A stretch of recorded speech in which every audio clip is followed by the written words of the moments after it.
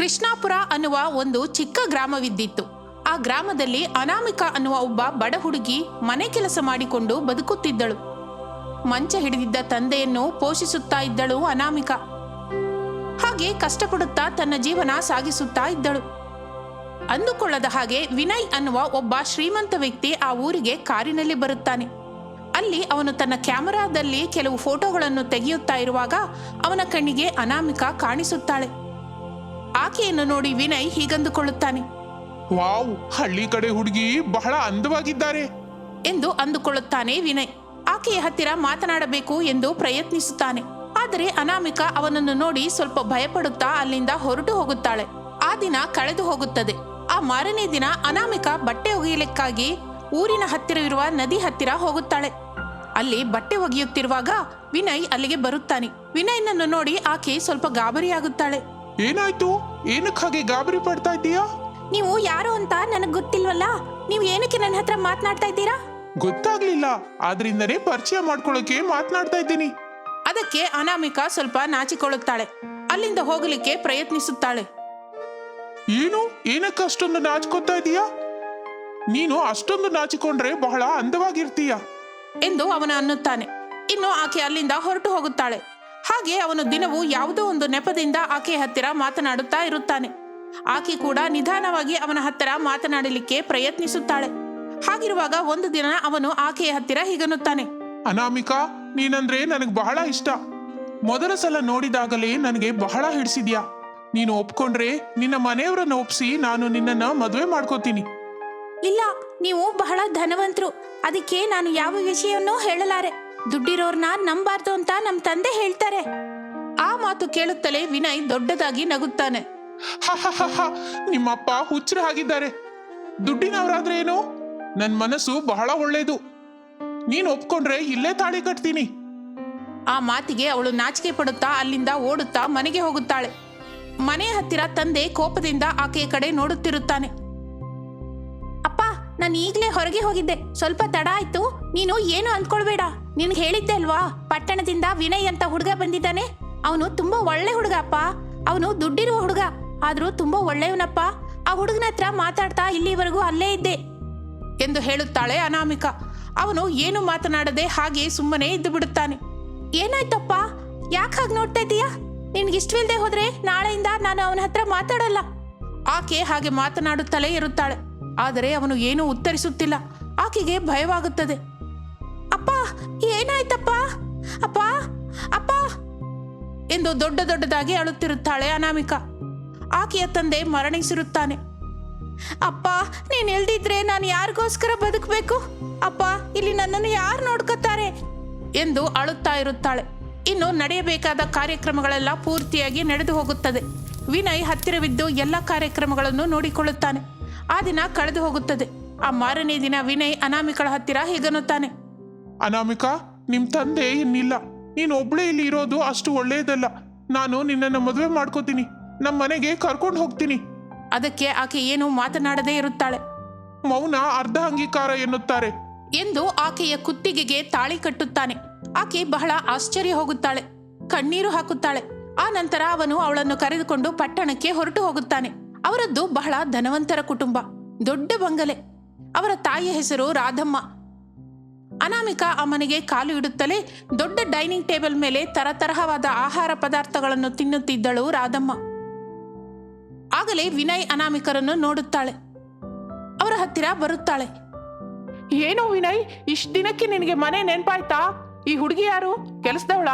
ಮನೇಲಿ ಇಲ್ದಿದ್ರು ಕೆಲಸದ ಹುಡುಗಿ ಬಗ್ಗೆ ಬಹಳ ತಿಳ್ಕೊಂಡಿದ್ದೀಯಾ. ಮನೇಲಿರೋರ್ಗೆ ಕೆಲಸ ಸರಿಯಾಗಿ ಬರ್ತಾ ಇಲ್ಲ. ಎಷ್ಟು ಜನ ಇದ್ರು ಬರ್ದ ಹಾಗೆ ಇರ್ತಾರೆ. ಸರಿ, ಮೊದಲು ಊಟ ಮಾಡುವಂತೆ ಬಾ. ಏ ಹುಡುಗಿ, ಒಳಗೆ ಹೋಗು. ಅಲ್ಲಿ ಕೆಲಸದ ಹತ್ತಿರ ಮಾತನಾಡು. ನೀನು ಯಾವ ಕೆಲಸ ಮಾಡ್ಬೇಕು ಅಂತ ಅವರೇ ಹೇಳ್ತಾರೆ. ಅಮ್ಮ, ಒಂದ್ಸಲ ನಿಲ್ಸು, ನಾನು ಹೇಳೋದನ್ನ ಕೇಳು. ಆಕೆ ಹೆಸರು ಅನಾಮಿಕಾ, ನನ್ನ ಹೆಂಡತಿ, ಕೆಲಸದ ಹೆಂಗಸಲ್ಲ ಎಂದು ನಡೆದ ವಿಷಯವೆಲ್ಲ ಹೇಳುತ್ತಾನೆ ವಿನಯ್. ಅದನ್ನು ಕೇಳಿದ ರಾಧಮ್ಮ ಕೋಪದಿಂದ ಉರಿಯುತ್ತಿರುತ್ತಾಳೆ. ಏನೋ, ಎಂತ ಕೆಲಸ ಮಾಡಿದ್ಯೋ? ಯಾರೋ ದಿಕ್ಕು ದಸೆ ಇಲ್ದವಳನ್ನು ಮದುವೆ ಮಾಡ್ಕೊಂಡ್ಬಂದು ತರ್ತೀಯಾ? ಛೀ, ನನ್ನ ಹೊಟ್ಟೆನ ಹೊಡೆದಿಯಲ್ಲೋ. ಅರೆ, ಅವನಿಗೇನೋ ಬುದ್ಧಿ ಇಲ್ಲ. ನಿನಗೇನಾಗಿತ್ತು? ಹೀಗೆ ದುಡ್ಡಿರೋರು ಸಿಗ್ತಾರೆ ಅಂತ ಬಲೆ ಬೀಸಿದ ಹಾಗಿದೆ ಎಂದು ರಾಧಮ್ಮ ಅನಾಮಿಕಳನ್ನು ಬೈಯಲಿಕ್ಕೆ ಶುರು ಮಾಡುತ್ತಾಳೆ. ಆ ಮಾತಿಗೆ ಆಕೆ ಬಹಳ ದುಃಖ ಪಡುತ್ತಾಳೆ. ಇನ್ನು ನಂತರ ಅವನು ಆಕೆಯನ್ನು ಕರೆದುಕೊಂಡು ಒಳಗೆ ಹೋಗುತ್ತಾನೆ. ಅನಾಮಿಕಳಿಗೆ ಸಮಾಧಾನ ಹೇಳುತ್ತಾನೆ. ಆ ದಿನದಿಂದ ಅತ್ತೆ ಅನಾಮಿಕಳ ಹತ್ತಿರವಾಗಲಿ ಮಗನ ಹತ್ತಿರವಾಗಲಿ ಮಾತನಾಡುವುದಿಲ್ಲ. ಆಕೆಯನ್ನು ಒಂದು ಚಿಕ್ಕ ಕೀಟದ ಹಾಗೆ ನೋಡುತ್ತಿರುತ್ತಾಳೆ ರಾಧಮ್ಮ. ಹಾಗೆ ಕೆಲ ದಿನಗಳು ಕಳೆಯುತ್ತದೆ. ಅತ್ತೆ ಸೊಸೆ ಮನೆಯಲ್ಲಿ ಇರುವಾಗ ಮನೆಗೆ ಒಂದು ಫೋನ್ ಬರುತ್ತದೆ. ಆಕ್ಸಿಡೆಂಟ್ನಲ್ಲಿ ಅವಳ ಮಗ ಸತ್ತು ಹೋಗಿದ್ದಾನೆ. ಆ ವಿಷಯ ಕೇಳಿದ ರಾಧಮ್ಮ ಅನಾಮಿಕಳ ಕಡೆ ಕೋಪದಿಂದ ನೋಡುತ್ತಾಳೆ. ಅರೇ ಅರಿಷ್ಟದವಳೆ, ಯಾವ ಸಮಯದಲ್ಲಿ ನನ್ನ ಮನೆಗೆ ಕಾಲಿಟ್ಯೋ? ನನ್ನ ಮಗ ನನಗೆ ದೂರವಾಗಿ ಹೋದ. ನಿನ್ನಿಂದ ನನ್ನ ಮಗ ಸತ್ತು ಹೋದ್ನೆ ಎಂದು ಆಕೆಯನ್ನು ಹೊಡೆಯುವುದು ಬೈಯುವುದು ಶುರು ಮಾಡುತ್ತಾಳೆ. ಆ ಮಾತು ಕೇಳಿದ ಅನಾಮಿಕಾ ಆಶ್ಚರ್ಯ ಹೋಗುತ್ತಾಳೆ. ಅತ್ತೆ, ನನ್ನ ಗಂಡಂಗೆ ಏನಾಯ್ತತ್ತೆ? ನನ್ನ ಗಂಡಂಗೆ ಏನಾಯ್ತು? ಇನ್ನೆಲ್ಲ ನಿನ್ನ ಗಂಡ ಯಮದೂತನ ಹಾಗೆ ಬಂದು ಅವನನ್ನು ಸಾಯಿಸಿದೆಯಲ್ಲೇ. ನಿನಗೆ ಈ ಮನೆಯಲ್ಲಿ ಸ್ಥಾನ ಇಲ್ಲ. ಅವನೇ ಇಲ್ಲದ ಮೇಲೆ ನೀನೇನಕ್ಕೆ ಎಂದು ಬಲವಂತವಾಗಿ ಬಾಗಿಲಿಂದ ಹೊರಗೆ ದಬ್ಬುತ್ತಾಳೆ. ಅತ್ತೆ, ಒಂದ್ಸಲ ಬಾಗಿಲು ತೆಗೀರಿ. ನನ್ನ ಗಂಡ ಎಲ್ಲಿದ್ದಾನೋ ಹೇಳಿ ಅತ್ತೆ, ಒಂದ್ಸಲ ಬಾಗಿಲು ತೆಗೀರಿ ಅಂತ ಅಳುತ್ತಲೇ ಇರುತ್ತಾಳೆ. ಇನ್ನು ಎಷ್ಟು ಹೊತ್ತಾದರೂ ಆಕೆ ಬಾಗಿಲು ತೆಗೆಯುವುದಿಲ್ಲ. ಅನಾಮಿಕಾ ತನ್ನ ಗಂಡನ ಶವಕ್ಕಾಗಿ ಹುಡುಕುತ್ತಾ ಇರುತ್ತಾಳೆ. ಆದರೆ ಅವನ ಸುಳಿವು ಆಕೆಗೆ ದೊರೆಯುವುದಿಲ್ಲ. ಪಾಪ, ಆಕೆ ಹಸಿವು ನೀರಡಿಕೆಯಿಂದ ಊಟ ತಿಂಡಿ ಇಲ್ಲದೆ ಬಹಳ ತಲ್ಲಣಿಸಿ ಹೋಗುತ್ತಾಳೆ. ಸುತ್ತಮುತ್ತಲಿನವರು ಯಾರಾದರೂ ಅನ್ನ ಹಾಕುತ್ತಾರೋ ಏನೋ ಅಂತ ಆಸೆ ಪಡುತ್ತಾ ಇರುತ್ತಾಳೆ ಅನಾಮಿಕಾ. ಆದರೆ ಅನ್ನ ಹಾಕಿ ಎಂದು ಕೇಳಲಿಕ್ಕೆ ಆಕೆಗೆ ಬಹಳ ಭಯವಾಗುತ್ತದೆ. ಆಕೆಗೆ ಆತ್ಮಾಭಿಮಾನ ಅಡ್ಡ ಬರುತ್ತದೆ. ಭಗವಂತ, ಏನಕ್ಕೆ ನನ್ನ ಜೀವನನ ಹೀಗೆ ಮಾಡಿದೆ ಎಂದುಕೊಳ್ಳುತ್ತಾ ಇರುತ್ತಾಳೆ ಅನಾಮಿಕಾ. ಆಗಲೇ ಆಕೆಗೆ ಒಂದು ಕಡೆ ಬೋರಿಂಗ್ ಪೈಪ್ ಕಾಣಿಸುತ್ತದೆ. ಆ ಬೋರಿಂಗ್ ಪೈಪ್ನಿಂದ ನೀರು ಕುಡಿಯುತ್ತಾ ತನ್ನ ದಾಹ ತಣಿಸಿಕೊಳ್ಳುತ್ತಾಳೆ. ಹಾಗೆ ಅನಾಮಿಕಾ ಒಬ್ಬ ಅನಾಥಳಾಗಿ ಉಳಿದು ಬಿಡುತ್ತಾಳೆ. ರೋಡ್ ಪಕ್ಕದಲ್ಲಿ ಸಿಕ್ಕಿದ್ದನ್ನು ತಿನ್ನುತ್ತಾ ಬಹಳ ಕಷ್ಟಪಡುತ್ತಾ ಇರುತ್ತಾಳೆ. ಹೀಗಿರುವಾಗ ಅಲ್ಲಿ ಅತ್ತೆ ಮಾತ್ರ ತನಗೆ ಇಷ್ಟವಾದ ಆಹಾರವನ್ನು ತಿನ್ನುತ್ತಾ ಬಹಳ ಸಂತೋಷವಾಗಿರುತ್ತಾಳೆ. ಆಗಲೇ ವಿನಯ್ ಮನೆಗೆ ಬರುತ್ತಾನೆ. ವಿನಯ್ನನ್ನು ನೋಡಿದ ಅವನ ತಾಯಿ ಬಹಳ ಆಶ್ಚರ್ಯ ಹೋಗುತ್ತಾಳೆ. ಏನಮ್ಮ ಹಾಗೆ ನೋಡ್ತಾ ಇದೀಯಾ? ನಾನು ಹೇಗೆ ತಪ್ಪಿಸ್ಕೊಂಡು ಬಂದೆ ಅಂತಲಾ? ನೀನು ಅಸಲು ಮನುಷ್ಯಳೇ ಅಲ್ಲಮ್ಮ. ಹೆತ್ತ ಮಗನ ಕಿಡ್ನಾಪ್ ಮಾಡಿಸಿ ನೀನೇನ್ ಸಾಧಿಸ್ಬೇಕು ಅನ್ಕೊಂಡಿದ್ಯಾ? ನಿಜ ಹೇಳು, ಇಲ್ಲ ಅಂದ್ರೆ ನಾನು ಬಿಲ್ಡಿಂಗ್ ಮೇಲಿಂದ ಕೆಳಗ್ ಬಿದ್ದು ಈಗ್ಲೇ ಸತ್ತು ಹೋಗ್ತೀನಿ ಎಂದು ವಿನಯ್ ರಾಧಮ್ಮನನ್ನು ಬೆದರಿಸುತ್ತಾನೆ. ಬೇಡ ಮಗು, ಬೇಡ, ಹಾಗೆ ಮಾಡಬೇಡ. ಹೇಳ್ತೀನಿ, ನಿನ್ನ ಕಿಡ್ನಾಪ್ ಮಾಡಿ ಸತ್ತೋದೆ ಅಂತ ಹೇಳಿ ಆ ಹುಡುಗಿಗೆ ಹೇಳ್ದೆ. ಆಕೆನ ಮನೆಯಿಂದ ಹೊರಗೆ ಕಳಿಸಿ ಸತ್ತೋದ್ಲು ಅಂತ ಹೇಳ್ಬೇಕು ಅನ್ಕೊಂಡೆ. ಇನ್ನು ನಿನ್ನನ್ನು ಕಿಡ್ನಾಪ್ ಮಾಡಿದವರು ಕೇವಲ ದುಡ್ಡಿಗಾಗಿ ಕಿಡ್ನಾಪ್ ಮಾಡಿದ್ರು. ಅದನ್ನ ಅವರಿಗೆ ಕೊಟ್ಬಿಟ್ಟು ನಿನ್ನ ಬಿಡಿಸ್ಕೊಳ್ಳೋಣ ಅಂತ ನಾಟಕ ಆಡಿದ್ನೋ. ನಿನಗೆ ದುಡ್ಡಿರುವ ಹುಡುಗಿ ಜೊತೆ ಮದುವೆ ಮಾಡ್ಕೋಬೇಕು ಅಂತ ಅಂದ್ಕೊಂಡೆ ಎಂದು ಅಸಲು ವಿಷಯ ಹೇಳುತ್ತಾಳೆ ರಾಧಮ್ಮ. ಅದಕ್ಕೆ ವಿನಯ್ ಬಹಳ ದುಃಖ ಪಡುತ್ತಾನೆ. ಅಮ್ಮ, ನೀನು ನಿಜಕ್ಕೂ ಮನುಷ್ಯಳಲ್ಲಮ್ಮ. ಅನಾಮಿಕಾ ಎಷ್ಟೋ ಒಳ್ಳೆಯವಳಮ್ಮ. ಅಂತಹ ಹುಡುಗಿನ ನೀನು ನಿರ್ದಾಕ್ಷಿಣ್ಯವಾಗಿ ಹೊರಗೆ ಕಳ್ಸಿದ್ಯಾ. ಛೀ ಎಂದು ಆಕೆಯನ್ನು ಬೈದು ಅಲ್ಲಿಂದ ಅನಾಮಿಕಳನ್ನು ಹುಡುಕುತ್ತಾ ಹೊರಟು ಹೋಗುತ್ತಾನೆ. ಹಾಗೆ ಹುಡುಕುತ್ತಾ ಇರುವಾಗ ಆಕೆ ಒಂದು ಕಸದ ಗುಂಡಿಯ ಹತ್ತಿರ ಹರಿದ ಬಟ್ಟೆಗಳಿಂದ ಆಕೆ ಎಷ್ಟೋ ನೀರಸವಾಗಿ ದಯನೀಯವಾಗಿ ಕಾಣಿಸುತ್ತಾಳೆ. ಆಗಲೇ ಅವನು ಅವಳನ್ನು ನೋಡಿ ಎಷ್ಟು ಅಳುತ್ತಾನೆ. ಅನಾಮಿಕಾ ಎಂದು ದೊಡ್ಡದಾಗಿ ಕರೆಯುತ್ತಾನೆ. ಆಕೆ ಅವನನ್ನು ನೋಡಿ ಅಳುತ್ತಾ ಇರುತ್ತಾಳೆ. ಏನಂದ್ರೆ, ನೀವು ನನಗಾಗಿ ಬಂದ್ರಾ ಎಂದು ಕಣ್ಣೀರು ಹಾಕುತ್ತಾ ಅಳುತ್ತಿರುತ್ತಾಳೆ. ಆಗ ಅವನು ನಡೆದ ವಿಷಯವೆಲ್ಲ ಹೇಳುತ್ತಾನೆ. ನಮ್ಮಮ್ಮ ಮಾಡಿದ ಕೆಲ್ಸಕ್ಕೆ ನಾನು ಕ್ಷಮಾಪಣೆ ಕೇಳ್ತೀನಿ ಅನಾಮಿಕಾ. ಇನ್ನು ನಿನಗೆ ಯಾವ ಬಾಧೆಯೂ ಇರೋದಿಲ್ಲ. ಇನ್ನು ಇಲ್ಲಿಂದ ನಾವು ಎಲ್ಲಾದ್ರೂ ದೂರವಾಗಿ ಹೋಗಿ ಪ್ರಶಾಂತವಾಗಿ ಬದುಕೋಣ. ನಮ್ಮ ಅಮ್ಮನೂ ಬೇಡ, ಆಕೆಯ ದುಡ್ಡು ಬೇಡ. ಆಕೆ ತನ್ನ ಮನಸ್ಸು ಬದಲಾಯಿಸ್ಕೊಂಡು ನಮ್ಮ ಹತ್ರ ಬರೋವರೆಗೂ ನಾನು ಕೂಡ ಆಕೆಯ ಮನೆ ಹೊಸಲು ಕೂಡ ತುಳಿಯಲ್ಲ ಅಂತ ಹೇಳ್ಬಿಟ್ಟು ಬಂದಿದ್ದೀನಿ ಎಂದು ಹೇಳಿ ಆಕೆಯನ್ನು ಕರೆದುಕೊಂಡು ವಿನಯ್ ಹೊರಟು ಹೋಗುತ್ತಾನೆ. ಇನ್ನು ಅವರು ಅನಾಮಿಕಾ ಇರುವ ಹಳ್ಳಿಗೆ ತಿರುಗಿ ಹೋಗುತ್ತಾರೆ. ಸಂತೋಷವಾಗಿ ಅವರು ಅಲ್ಲಿ ತಮ್ಮ ಜೀವನ ಸಾಗಿಸುತ್ತಾ ಇರುತ್ತಾರೆ. ಕೋದಂಡಪುರ ಅನ್ನುವ ಒಂದು ಗ್ರಾಮವಿದ್ದಿತ್ತು.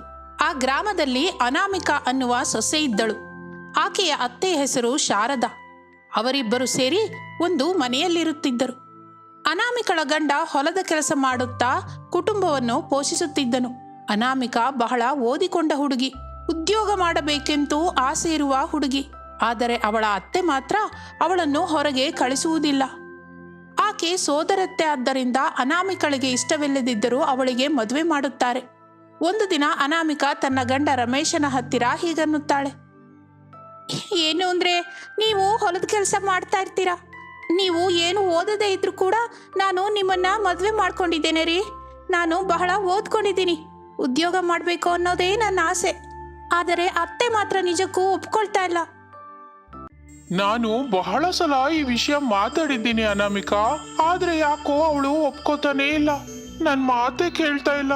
ನನ್ನನ್ನು ಏನ್ ಮಾಡು ಅಂತೀಯ? ಆ ದಿನ ನಿನಗೆ ಮದ್ವೆ ಇಷ್ಟ ಇಲ್ಲ ಅಂದಾಗ್ಲೇ ನಿಲ್ಲಿಸ್ಲಿಕ್ಕೆ ಬಹಳ ಪ್ರಯತ್ನ ಮಾಡಿದೆ, ಆದ್ರೆ ನನ್ನಿಂದ ಆಗಲಿಲ್ಲ. ನೀನು ಯಾರಾದ್ರೂ ಚೆನ್ನಾಗಿ ಓದ್ಕೊಂಡಿರೋರನ್ನ ಮದ್ವೆ ಮಾಡ್ಕೊಂಡಿದ್ರೆ ನಿನಗೆ ಮನಸ್ಸಿನಲ್ಲಿ ಇಷ್ಟೊಂದು ನೋವು ಇರ್ತಾ ಇರ್ಲಿಲ್ಲ. ಏನು ಅಂದ್ರೆ ಹಾಗೆ ಮಾತಾಡಬೇಡಿ. ನೀವಂದ್ರೆ ನನಗೆ ಬಹಳ ಇಷ್ಟ. ಈಗಲೇ ಮದುವೆ ಮಾಡ್ಕೊಳ್ಳೋದು ನನಗೆ ಇಷ್ಟ ಇಲ್ಲ. ಇಂತಹ ಒಳ್ಳೆ ಗಂಡ ನನ್ನ ಜೀವನದಲ್ಲಿ ಬಂದಿದ್ದಕ್ಕೆ ನನಗೆ ಬಹಳ ಸಂತೋಷವಾಗಿ ಇದ್ದೇರಿ. ಆದರೆ ಉದ್ಯೋಗ ಮಾಡಲಾಗದೆ ಹೋಗ್ತಾ ಇದ್ದೀನಿ, ಅದೇ ಒಂದು ದುಃಖ. ಏನು ಪರವಾಗಿಲ್ಲ ಬಿಡಿ, ಯಾವುದೋ ಒಂದಿನ ಅತ್ತೆ ಮನಸ್ಸು ಬದಲಾಗುತ್ತೆ ಎಂದು ಅವರಿಬ್ಬರು ಮಾತನಾಡಿಕೊಳ್ಳುತ್ತಿರುತ್ತಾರೆ. ಹಾಗೆ ದಿನಗಳು ಕಳೆಯುತ್ತದೆ. ಒಂದು ದಿನ ಹೊಲದ ಕೆಲಸ ಹೆಚ್ಚಿದೆ ಎಂದು ಮಗ ಅಮ್ಮನ ಹತ್ತಿರ ಹೇಳುತ್ತಾನೆ. ಸರಿ, ಆದ್ರೆ ನಾನು ನಿನ್ ಹೆಂಡತಿ ಇಬ್ರು ಬರ್ತೀವಿ ಬಿಡು. ನಿನ್ ಹೆಂಡತಿ ಮನೇಲಿದ್ದು ಏನ್ ಮಾಡ್ತಾಳೆ? ಅಮ್ಮ, ಅವಳಿಗೆ ಹೊಲದ ಕೆಲಸ ಏನೋ ಬರೋದಿಲ್ವಲ್ಲಮ್ಮ, ಪಾಪ. ಬರಲ್ಲ ಅಂತ ಅನ್ಕೊಂಡು ಕೂತ್ಕೊಂಡ್ರೆ ಯಾರಿಗೂ ಏನು ಬರಲ್ಲ. ಈಗ್ಲೇ ಕಲ್ತ್ಕೊಂಡ್ರೆ ಅದೇ ಬರುತ್ತೆ. ಅವಳು ಈಗ ಇಲ್ಲಿದ್ದು ಮಾಡೋದೇನೂ ಇಲ್ಲ. ತಾಯಿ ಹಾಗಂದಿದ್ದಕ್ಕೆ ಅವನು ಏನು ಮಾತನಾಡದೆ ಅಲ್ಲಿಂದ ಹೊರಟು ಹೋಗುತ್ತಾನೆ. ಏನೇ ಬಾ, ಹೊಲಕ್ಕೆ ಹೋಗೋಣ. ಈ ದಿನ ಹೊಲದಲ್ಲಿ ಬಹಳ ಕೆಲಸ ಇದೆ ಅಂತೆ ಎಂದು ಅತ್ತೆ ಸೊಸೆ ಹತ್ತಿರ ಹೇಳುತ್ತಾಳೆ. ಆ ಮಾತಿಗೆ ಸೊಸೆ ಭಯ ಪಡುತ್ತಾಳೆ. ಅತ್ತೆ, ನಾನು ಹೊಲಕ್ಕೆ ಹೋಗೋದಂದ್ರೇನು? ನನಗೆ ಹೊಲದ ಕೆಲಸವೆಲ್ಲ ಕೈಲಾಗಲ್ಲ, ನಾನು ಬರಲ್ಲ. ಬರಲ್ಲ ಅಂದ್ರೆ ಏನ್ ಹೇಳು? ಕೈಲಾಗಲ್ಲ ಅಂದ್ರೆ ಏನು ಕೈಲಾಗಲ್ಲ. ಕಲ್ತ್ಕೊಂಡ್ರೆ ಅದೇ ಬರುತ್ತೆ. ಹುಟ್ತಾನೆ ಎಲ್ರು ಕಲ್ತ್ಕೊಂಡು ಬರಲ್ಲ. ನಾನೇನು ಹುಟ್ತಾ ಕಲ್ತ್ಕೊಂಡು ಬಂದ? ಸೊಸೆ ಚಿಂತೆಯಿಂದಲೇ ಅತ್ತೆಯ ಜೊತೆ ಹೊಲಕ್ಕೆ ಹೋದಳು. ಅಲ್ಲಿ ಮೂವರು ಸೇರಿ ಹೊಲದ ಕೆಲಸ ಮಾಡುತ್ತಿದ್ದರು.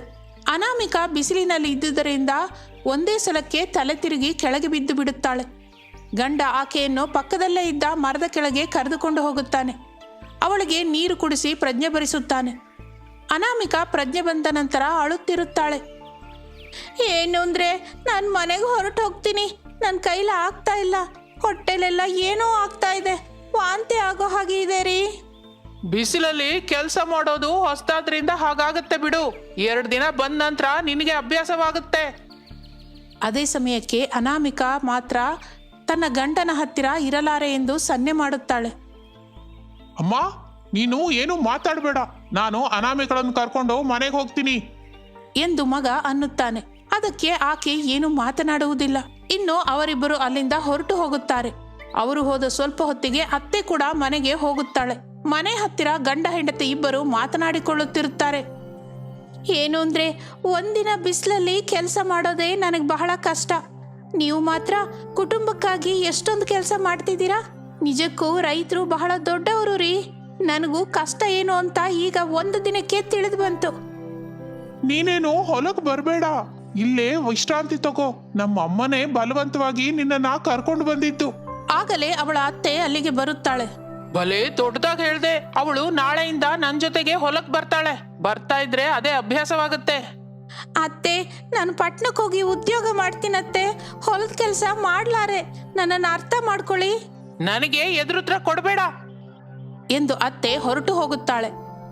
ಆ ಗಂಡ ಹೆಂಡತಿ ಏನು ಮಾತನಾಡದೆ ಒಬ್ಬರ ಮುಖ ಒಬ್ಬರು ನೋಡಿಕೊಳ್ಳುತ್ತಿರುತ್ತಾರೆ. ಇನ್ನು ಆ ದಿನದಿಂದ ಅತ್ತೆ ಸೊಸೆ ಹೊಲಕ್ಕೆ ಹೋಗುತ್ತಿರುತ್ತಾರೆ. ಸೊಸೆ ಬಹಳ ತೊಂದರೆ ಅನುಭವಿಸುತ್ತಿರುತ್ತಾಳೆ. ಹಾಗೆ ದಿನಗಳು ಕಳೆಯುತ್ತದೆ. ಒಂದು ದಿನ ಸೊಸೆ ಬಹಳ ಕೋಪದಿಂದ ತನ್ನ ಮನಸ್ಸಿನಲ್ಲಿ ಹೀಗಂದುಕೊಳ್ಳುತ್ತಾಳೆ. ನನ್ನ ಅತ್ತೆ ಇರೋವರೆಗೂ ನನ್ನ ಜೊತೆ ಹೀಗೆ ನಡೀತಾ ಇರುತ್ತೆ. ಈಕೆನ ಅಡ್ಡದಿಂದ ತೊಲಗಿಸಿದ ಹೊರತು ನಾನು ಕೆಲಸ ಮಾಡೋಕ್ಕಾಗಲ್ಲ. ಈ ದಿನ ಇವಳನ್ನ ಸಾಯಿಸ್ತೀನಿ ಎಂದು ಅಂದುಕೊಂಡು ಒಂದು ಹಾರೆ ತೆಗೆದುಕೊಂಡು ಕೆಲಸ ಮಾಡಿಕೊಳ್ಳುತ್ತಿದ್ದ ಅತ್ತೆಯ ಹತ್ತಿರ ಹೋಗುತ್ತಾಳೆ. ಅತ್ತೆ ಅನಾಮಿಕಳನ್ನು ನೋಡಿ ಹೀಗನ್ನುತ್ತಾಳೆ.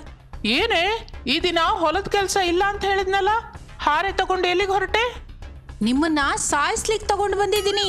ನನ್ನನ್ನು ಕೆಲ್ಸಕ್ಕೆ ಕಳಿಸ್ತೀರಾ ಇಲ್ಲ ನಿಮ್ಮನ್ನು ಕಾಡಿಗೆ ಕಳಿಸ್ಲಾ? ಅರೆ, ಎಲ್ಲಿದ್ದೀಯೋ? ನಿನ್ನ ಹೆಂಡತಿ ನನ್ನ ಸಾಯಿಸ್ತಾಳೆ ಕಣೋ, ಬಾರೋ ಬಂದು ಕಾಪಾಡೋ ಎಂದು ದೊಡ್ಡದಾಗಿ ಕೂಗುತ್ತಾಳೆ. ಅವನು ಹೊರಗೆ ಬರುತ್ತಾನೆ. ಅನಾಮಿಕಳನ್ನು ನೋಡಿ ಏನೂ ಮಾತನಾಡದೇ ಇರುತ್ತಾನೆ. ಆದರೆ ತಾಯಿಯ ಹತ್ತಿರ ಹೀಗನ್ನುತ್ತಾನೆ. ಏನು ಪರವಾಗಿಲ್ಲಮ್ಮ, ನೋವಿಲ್ದಂತೆ ಸಾಯಿಸ್ತಾಳೆ. ಪಾಪ ನೀನು ಅವಳಿಗೆ ಎಷ್ಟು ಚಿತ್ರಹಿಂಸೆ ಕೊಟ್ಟಿದೀಯಾ. ಅವಳಾದ್ರೂ ಎಷ್ಟು ಅಂತ ಸಹಿಸ್ತಾಳೆ, ಅದಕ್ಕೆ ನಿನ್ನನ್ನು ನಿವಾರಿಸ್ಕೊಳ್ತಾ ಇದ್ದಾಳೆ. ಯಾವ ತೊಂದ್ರೆನೂ ಇಲ್ಲಮ್ಮ. ಅವಳ ಪಾಡಿಗೆ ಅವಳು ಕೆಲಸ ಮಾಡ್ಕೊಂಡು ಸಂತೋಷವಾಗಿರ್ತಾಳಲ್ಲ. ಅರೆ, ನೀನು ನನ್ನ ಹೊಟ್ಟೆಲ್ ಹುಟ್ಟಿದೀಯಾ ಇಲ್ವಾ ಹೆತ್ತ ತಾಯಿನ ಸಾಯಿಸು ಅಂತಿದ್ದೀಯೋ? ಅಯ್ಯೋ ಭಗವಂತ ಎಂದು ಅಳುತ್ತಿರುತ್ತಾಳೆ. ಅತ್ತೆ, ಹೇಳಿ, ಕೆಲ್ಸಕ್ಕೆ ಕಳಿಸ್ತೀನಿ ಅಂತ ಹೇಳಿ, ಇಲ್ಲ ಅಂದ್ರೆ ನಿಮ್ಮನ್ನೇ ಸ್ಮಶಾನಕ್ಕೆ ಕಳಿಸ್ತೀನಿ. ಬೇಡ ಬೇಡ, ನೀನು ಕೆಲ್ಸಕ್ಕೆ ಹೋಗು, ನಾನು ಯಾವತ್ತೂ ಹೊಲದ ಕೆಲಸಕ್ಕೆ ಕರ್ಕೊಂಡು ಹೋಗಲ್ಲ ಎಂದು ಹೇಳುತ್ತಾಳೆ ಅತ್ತೆ. ಅದಕ್ಕೆ ಆಕೆ ಬಹಳ ಸಂತೋಷ ಪಡುತ್ತಾ ಹಾರೆಯನ್ನು ಪಕ್ಕಕ್ಕೆ ಇಡುತ್ತಾಳೆ. ಇನ್ನು ತಕ್ಷಣ ಅತ್ತೆಯ ಕಾಲು ಹಿಡಿಯುತ್ತಾಳೆ. ಅತ್ತೆ, ನನ್ನನ್ನು ಕ್ಷಮಿಸಿ ಅತ್ತೆ, ನಿಮ್ಮನ್ನ ಒಪ್ಪಿಸ್ಲಿಕ್ಕೆ ನಾವಿಬ್ರು ನಾಟಕ ಮಾಡಿದ್ವಿ ಎಂದು ಹೇಳುತ್ತಲೇ ಅತ್ತೆ ಕೋಪದಿಂದ ಹೊರಟು ಹೋಗುತ್ತಾಳೆ. ಇನ್ನು ಮರುದಿನದಿಂದ ಸೊಸೆ ತನ್ನ ಗ್ರಾಮದಿಂದ ಪ್ರತಿದಿನ ಪಟ್ಟಣಕ್ಕೆ ಹೋಗಿ ಅಲ್ಲಿ ಉದ್ಯೋಗ ಮಾಡಿ ತಿರುಗಿ ಮನೆಗೆ ಬರುತ್ತಾಳೆ. ಎಲ್ಲರೂ ಅವಳನ್ನು ನೋಡಿ, ಓದ್ಕೊಂಡ ಹುಡುಗಿ ಪಟ್ಟಣದಲ್ಲಿ ಕೆಲಸ ಮಾಡುತ್ತಾ ಒಳ್ಳೆ ಹೆಸರು ತಗೊಂಡ್ಲು, ಪೇಪರಲ್ಲಿ ಕೂಡ ಒಳ್ಳೆ ಹೆಸರು ಬರುತ್ತೆ ಅಂತ ಹೇಳುತ್ತಿದ್ದರು. ಅನಾಮಿಕಾ ತನ್ನ ಬುದ್ಧಿವಂತಿಕೆಯಿಂದ ಚಿಕ್ಕ ಕಂಪನಿಯಿಂದ ಅದನ್ನು ದೊಡ್ಡ ಕಂಪನಿಯಾಗಿ ಬದಲಾಯಿಸುತ್ತಾಳೆ. ಅದಕ್ಕೆ ಅವಳು ಹೆಸರುವಾಸಿಯಾಗುತ್ತಾಳೆ. ಆ ವಿಷಯದ ಬಗ್ಗೆ ಎಲ್ಲರೂ ಅಂದುಕೊಳ್ಳುತ್ತಿರುತ್ತಾರೆ. ಅದನ್ನು ನೋಡಿದ ಅತ್ತೆ ಹೀಗನ್ನುತ್ತಾಳೆ. ಅರೇ ಸೊಸೆ, ನಾನು ಬಹಳ ದೊಡ್ಡ ತಪ್ಪೇ ಮಾಡಿದೆ. ನಿನ್ನಂತ ಜಾಣ ಹುಡುಗಿನ ಮನೆಯಲ್ಲೇ ಇಟ್ಟೆ.